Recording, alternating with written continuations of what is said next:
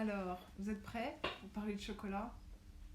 Enfin, je parle de chocolat au pluriel, hein, parce que évidemment, c'est pas le chocolat juste. Il y a plein de différences et c'est ça qui va être intéressant à décrypter ensemble. Bon, je compte sur vous pour poser des questions, je compte sur vous pour apporter d'infos si vous en avez aussi, parce que c'est ça qui est agréable. En tout cas, je suis hyper contente de vous retrouver ce soir pour ces petits live hebdo qui me font tellement plaisir.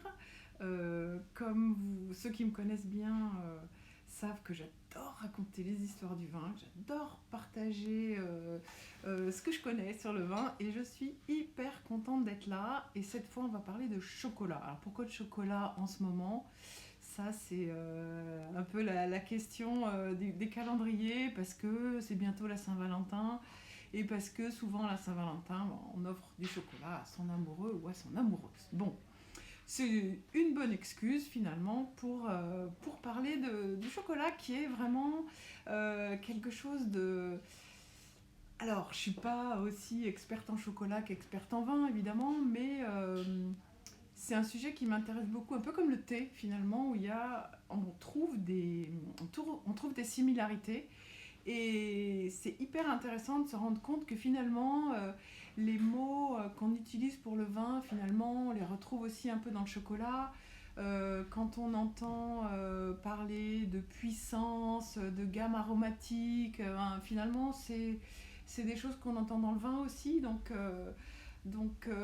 voilà, c'est à ce titre-là que je trouve ça vraiment passionnant d'explorer ces mets affinitaires ou ces autres boissons affinitaires. Le saké, c'est pareil, voilà, le thé, le saké, le chocolat. C'est hyper intéressant d'essayer de voir dans quelle mesure ça a un rapport avec le vin, soit dans le vocabulaire, soit dans les crus aussi. Quand on voit les crus du chocolat, aujourd'hui on fait tellement attention à la provenance de tout un tas de choses. Et finalement c'est pareil pour le chocolat. On n'achète plus juste du chocolat, on achète des crus du chocolat, des provenances, on achète des petits producteurs. Finalement, on se retrouve à parler de chocolat exactement de la même manière qu'on parle de vin. Donc, pour ça, c'est hyper intéressant. Alors, ça, c'est pour la partie vocabulaire. Et c'est vrai qu'il y a aussi différentes sortes de chocolat.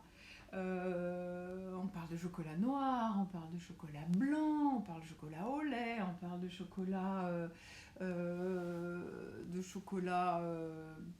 inintéressant et de chocolat hyper intéressant. On parle de ganache, il y a tout un tas de mots qui viennent compléter le vocabulaire lié au chocolat et qui montrent qu'en fait il y a un intérêt grandissant pour tout ça. Alors, quand on parle de chocolat et de vin, là, parce que l'idée c'est de voir comment les associer, et quand on parle de chocolat et de vin, ben c'est là qu'on se rend compte qu'il faut disséquer un tout petit peu plus en profondeur. En fait, le problème, c'est pas vraiment un problème, mais en disant le problème du chocolat, c'est son sucre. Et vous savez, comme moi, que c'est pareil que pour accorder les desserts. Finalement, accorder un dessert avec du vin, c'est difficile. Parce qu'il y a du sucre, c'est toujours ça le problème. Et évidemment, on ne va pas éliminer tout le sucre du chocolat sous prétexte qu'on cherche à l'accorder avec du vin, mais on peut peut-être plutôt jouer sur les sucrosités en essayant de trouver les meilleurs accords. Et c'est vrai que moi j'ai remarqué ces dernières années, on trouve de plus en plus de chocolat de moins en moins sucré. Finalement, les chocolats au lait de base, c'est vraiment pas ce qu'on considère comme étant du vrai chocolat. On met le taux de cacao dans le chocolat. On voit qu'on vous recommande souvent de manger un carré de chocolat noir parce que c'est bon pour le moral. Voilà, il y a tout un tas de subtilités comme ça qui font que finalement le chocolat est de moins en moins sucré et de plus en plus raffiné. Alors, le problème du sucre pour les accords, mais aussi le problème de l'amertume. Et c'est difficile, ça c'est une deuxième difficulté. Donc on va essayer de la contourner. Il y a plusieurs techniques finalement pour accorder le chocolat avec le vin. On peut se baser sur les arômes par exemple. C'est vrai qu'il y a beaucoup d'arômes dans le chocolat, comme il y a beaucoup d'arômes dans les vins, comme dans les chocolats. Et je parle pas forcément des chocolats aromatisés, hein, les chocolats fourrés ou les chocolats dans lesquels on ajoute des épices ou tout un tas de choses pour leur donner un peu de peps et un peu de personnalité. En tout cas, c'est vrai que les arômes des chocolats peuvent être la base de raccordement avec le vin. Les vins un petit peu vieux ont ces arômes de cacao, de pruneau. On retrouve un petit peu dans les vins vieux des arômes qu'on retrouve dans les chocolats. Et c'est ça qui peut être très intéressant. Il existe des dégustations organisées de vin et de chocolat, et même juste de chocolat. Et là, on travaille beaucoup sur la partie aromatique, la gamme aromatique des chocolats. Et effectivement, on trouve des choses qu'on peut retrouver dans les vins. Donc on peut jouer là-dessus de manière assez intéressante, surtout quand on est un petit peu entraîné à repérer les arômes comme on le fait quand on déguste du vin, où on cherche, on aère et on cherche une couche supplémentaire, et puis on attend que le vin se repose un peu et on redonne de l'aération. Et voilà, avec les chocolats, on peut faire un petit peu la même chose en cherchant, en découpant en deux, en sentant. C'est hyper intéressant. Et puis, il y a une autre technique aussi qui peut être super, c'est de se baser sur la sucrosité. Finalement, on peut se dire, on peut trouver des vins sucrés et qui vont avec le chocolat sucré, et essayer au contraire de faire se rejoindre les sucrosités plutôt que de jouer sur les opposés. Vous savez, dans les accords mets et vins, on fait assez fréquemment ça, de jouer sur les opposés, le sucré-salé, l'acidité et l'alcool, etc.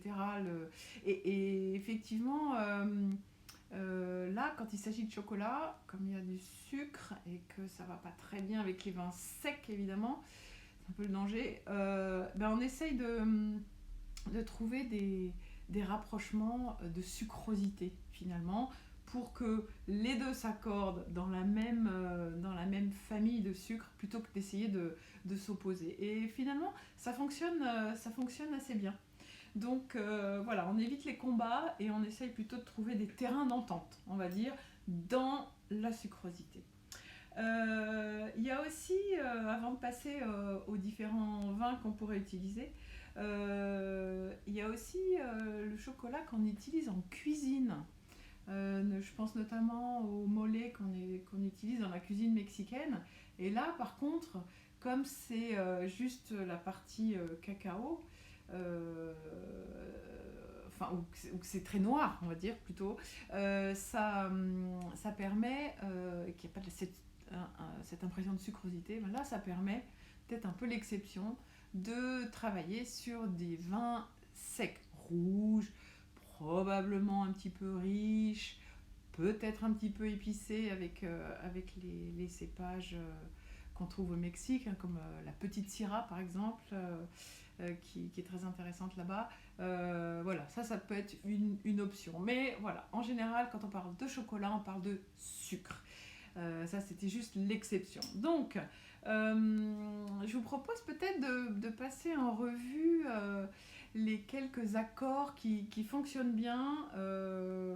On a déjà vu, donc, pour résumer, qu'il y avait des histoires de sucrosité, qu'il y avait parfois des chocolats aromatisés. Je pense aux orangettes, par exemple, ou bien tous ces chocolats qui sont épicés, sur lesquels on travaille. On insère un petit peu des agrumes très souvent, qui sont hyper intéressants aussi. On voit des maîtres chocolatiers Il y a des chocolats très modernes finalement, avec des expériences qui sont hyper intéressantes, avec du yuzu, de la bergamote, du matcha, des épices vraiment parfois très marquées, des poivres de provenance hyper précise. C'est intéressant, hein. Franchement, c'est là où on voit qu'il y a beaucoup de rapport avec le chocolat. Donc, je vous propose de passer en revue les quelques vins qui vont bien avec le chocolat, en partant peut-être des moins sucrés, notamment quels sont les chocolats, à part le mollet dont on vient de parler, qui vont bien avec les vins rouges secs, on va dire. Les ganaches. Les ganaches ont un point commun avec le vin, c'est-à-dire ils ont tous les deux des tanins qui viennent de la fève, de la fève de cacao, et ça c'est vraiment leur point commun. Euh, et là on peut vraiment jouer là-dessus. Donc privilégier à ce moment-là des cépages comme le grenache qui donnent des vins assez ronds, plutôt élevés en alcool, qui vont bien enrober le palais et gommer un petit peu les tanins qu'on peut trouver dans le chocolat. Le merlot aussi joue ce rôle un peu enrobeur, on va dire, qui va bien jouer ce jeu-là. Et puis après, on passe quand même à toute la gamme des vins plutôt moelleux, liquoreux, et puis la famille des VDN, des vins doux naturels. Donc déjà pour commencer avec les vins moelleux et les vins liquoreux, il y a tous ces chocolats qui ont ces petites notes d'agrumes. Alors qu'elles soient apportées par un chocolatier qui aura décidé de parfumer ces chocolats peut-être, mais il y a aussi parfois ces arômes qui sont innés, qui font partie du chocolat et qui ont ces espèces de notes d'agrumes, de zeste qui sont vraiment très intéressantes. Et donc là s'ouvre toute la gamme des vins moelleux, liquoreux, les jurançons, qui ont une belle acidité, donc ça déglace le palais, c'est super.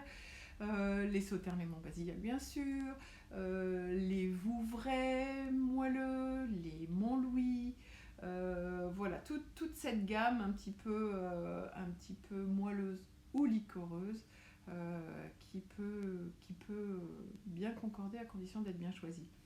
Et puis ensuite, il y a les vins doux naturels. Hein, les vins doux naturels, ce sont les muscades Rivesat, les Banyuls, les Moris, les muscades Mirval, les Rasto, les muscats baume de Venise.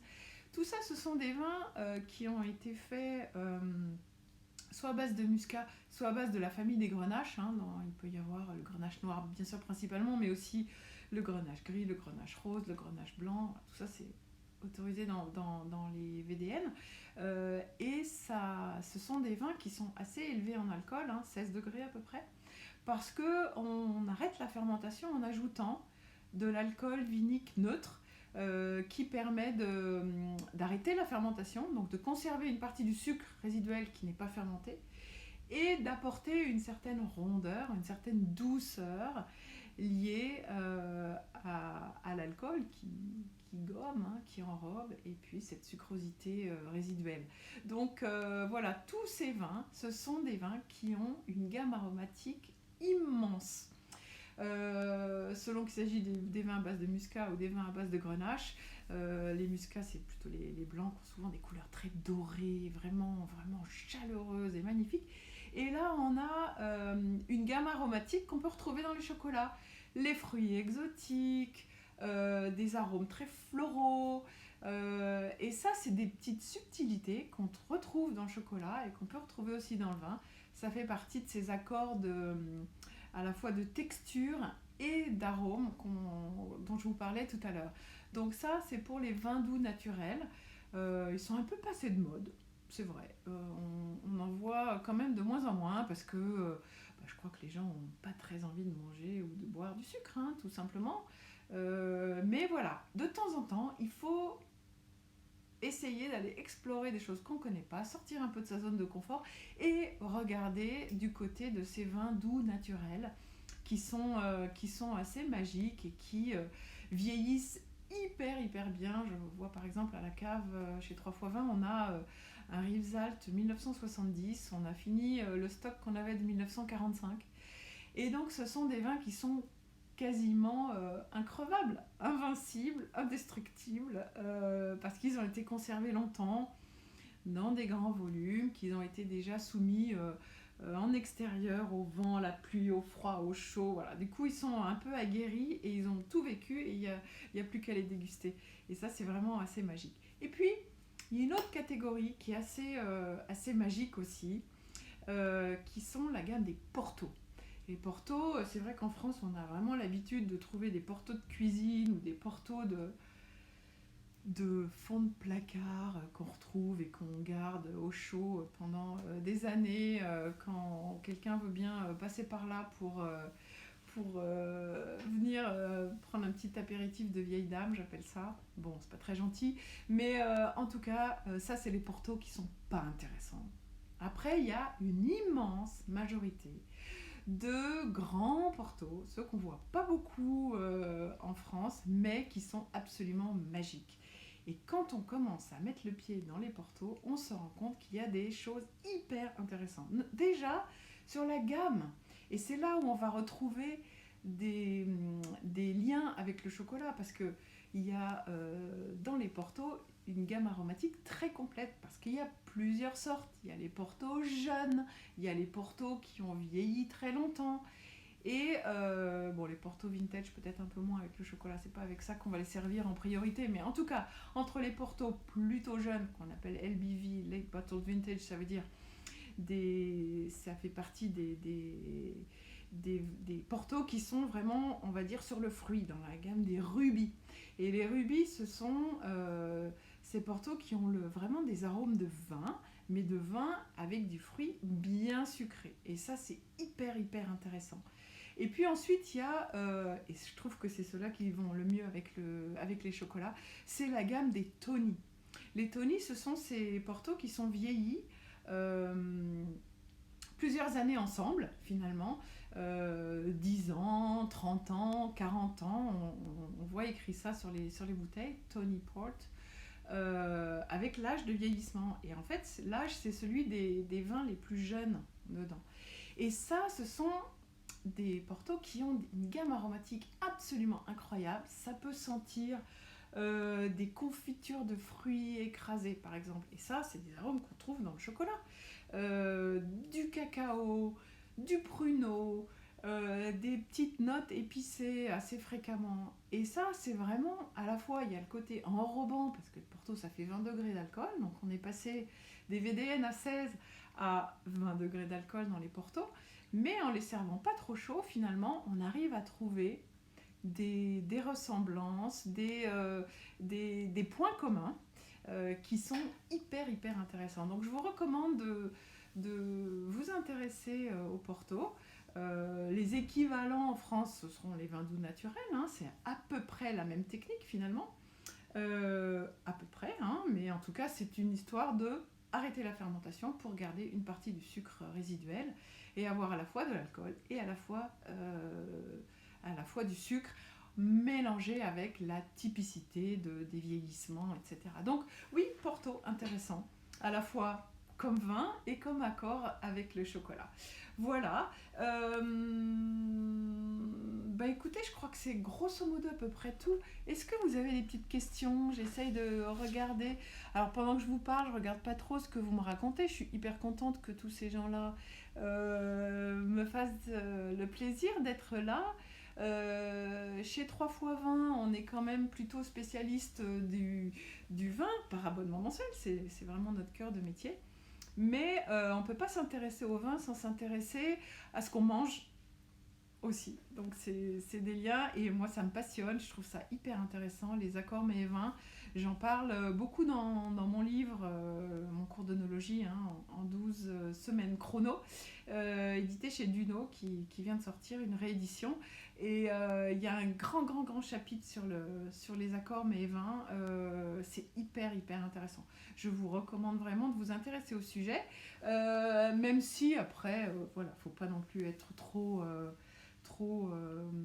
strict sur faut boire ça, mais pas ça, mais non. Bon, je suis plutôt pour les essais et pour sortir de sa zone de confort et pour oser. Finalement, c'est vraiment ça qui compte. Voilà. Écoutez, super. Je vous remercie beaucoup. Je vous donne rendez-vous mercredi prochain. Mercredi prochain, on sera le 27 février, je crois. Et je vous parlerai là des vins des box du mois de février.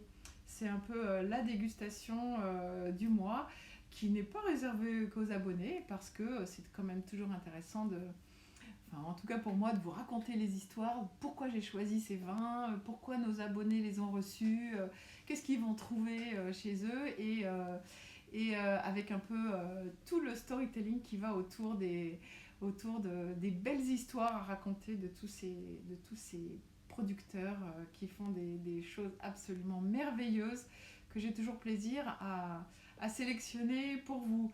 Voilà, je vous souhaite une très bonne soirée et n'hésitez pas à continuer les commentaires et à partager ces vidéos parce que finalement c'est intéressant. Voilà, je vous dis rendez-vous tous les mercredis.